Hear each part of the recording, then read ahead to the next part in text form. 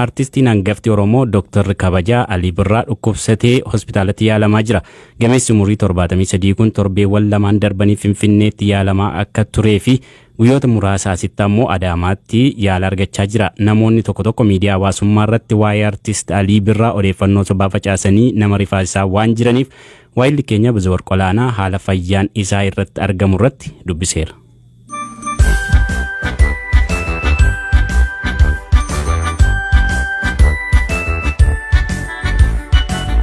Jira fayyummaan kee namoonni waa'ee kee si gaafachaa jiru.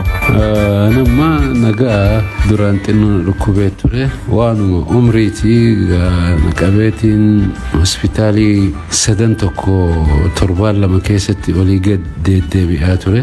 Amma Adaamaa General Hospitaliin jira asii baay'ee na tajaajilaa jiran almost akka waan general check-up fakkaata qeensa miilaatii haga mataa irratti akka gaariitti na tajaajilaa jiran fayyaadha.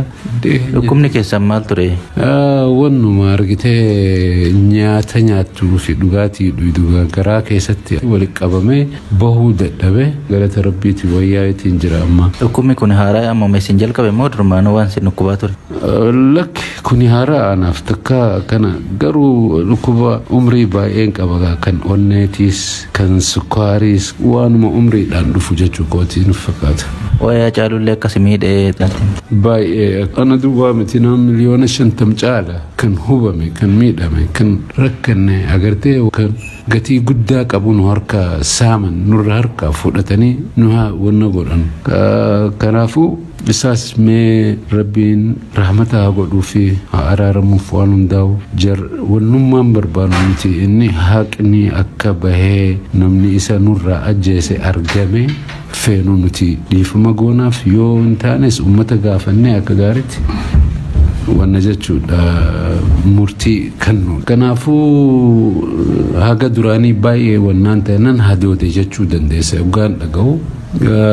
Maal goona nu harkaa fuudhanii waan as deebi'u miti jabaachumaan nurra jira hacaalu kumaantamaan baafna yoo rabbi jedhe. Uummata waa'ee fayyummaa keetii si gaafatuuf dhukkubsatteerta jedhanii yaadanii fi waan dhaamtuuf yoo jira. Rakkee uumaanii fayyaa gaa umriin maas nama jaarsa waan ta'eef jecha waa dhukkuma umriitiin jedha.